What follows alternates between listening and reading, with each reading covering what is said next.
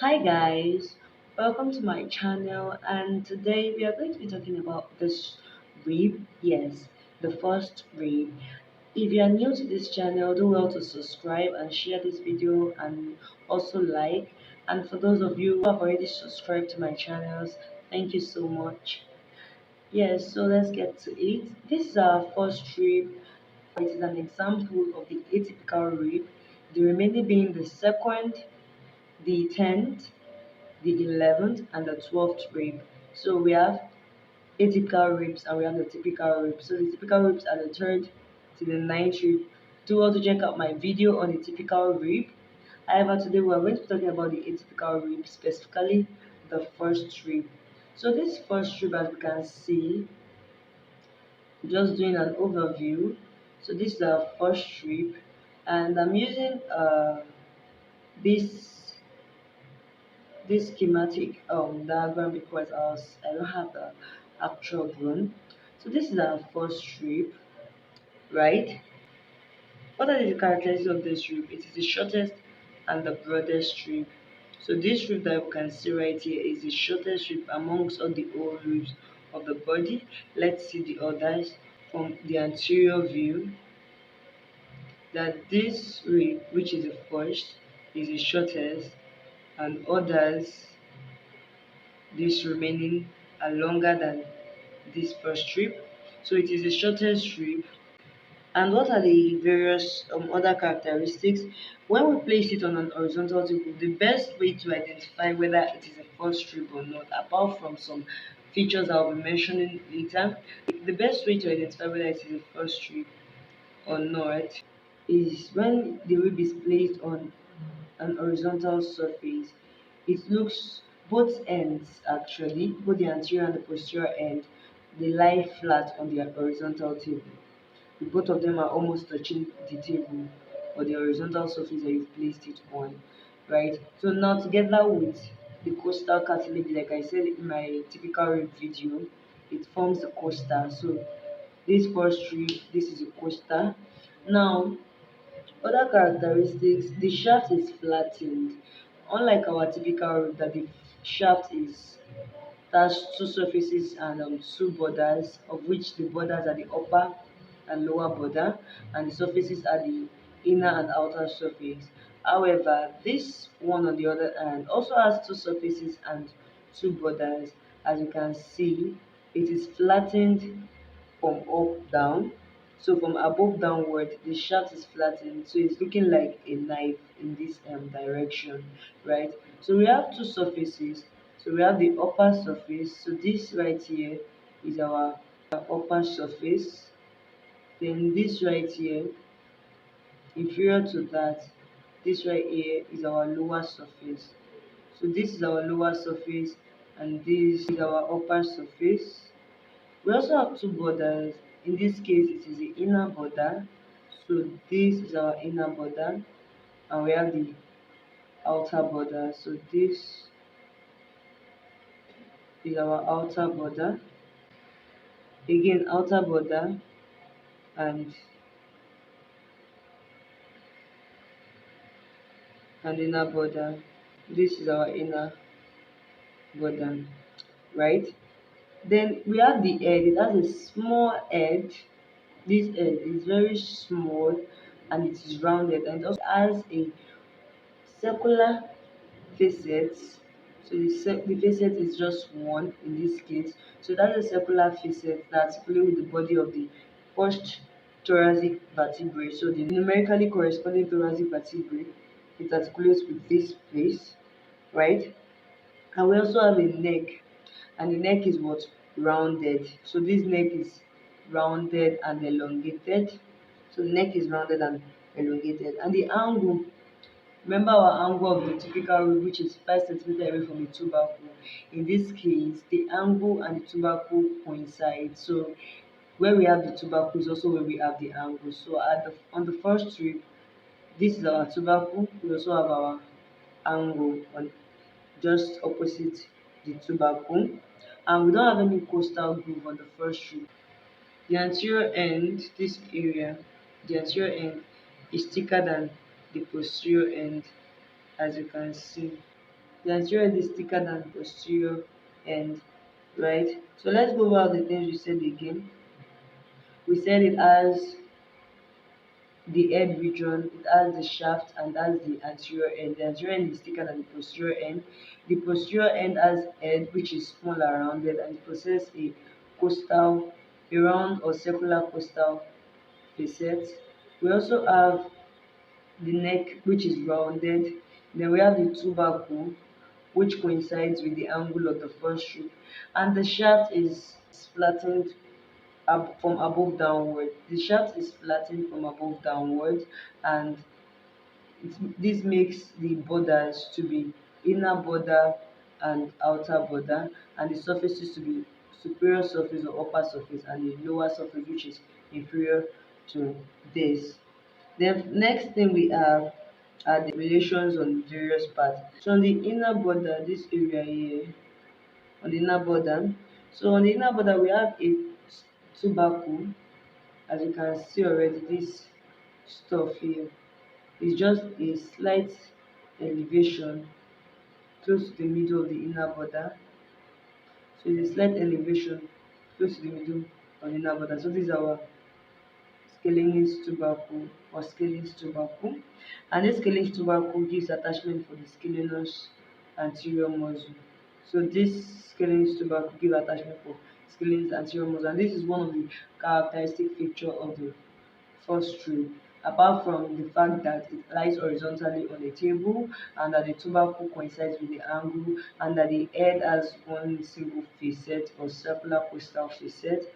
The presence of scalene tubercle helps us to identify the first rib.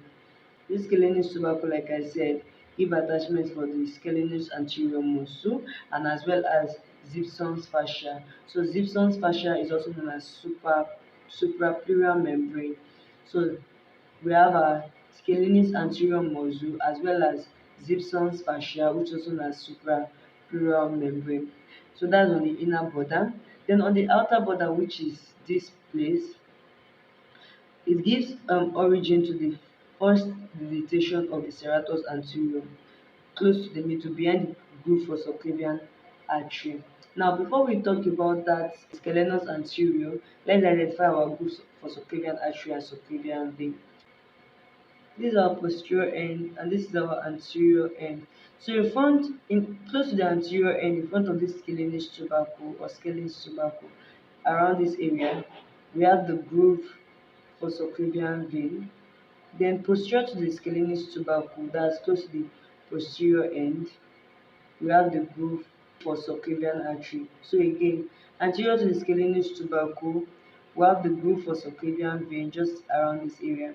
And posterior to the scalenus tubercle, we have the groove for subclavian artery as well as lower trunk or brachial plexus. Posterior to scalenus tubercle is groove for subclavian artery and lower trunk or brachial plexus, and anterior to it is our groove for subclavian vein.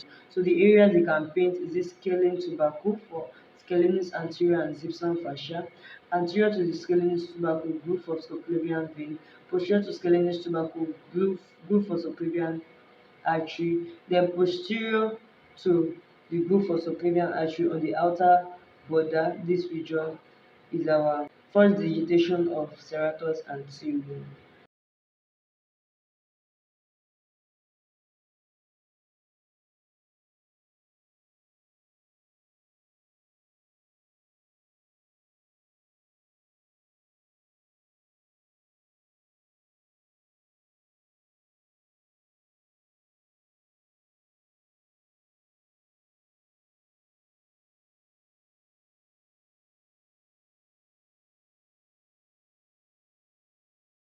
Then next thing that we have anterior to the groove for subclavian vein also. So anterior to the groove for subclavian vein, which is around this area. So this is groove for subclavian vein. We have two things attached here. We have subclavius muscle, and we also have costoclavicular ligament. So subclavius muscle anterior and costoclavicular ligament posterior. So this is anterior.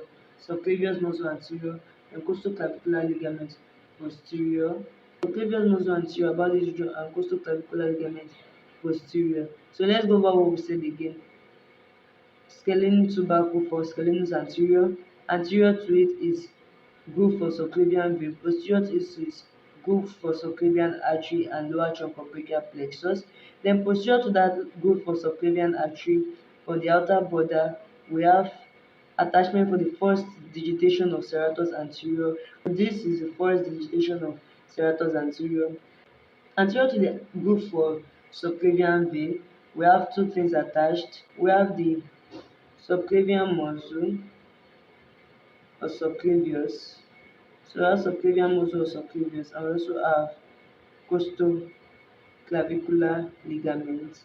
So subclavian muscle anterior, costoclavicular ligament posterior.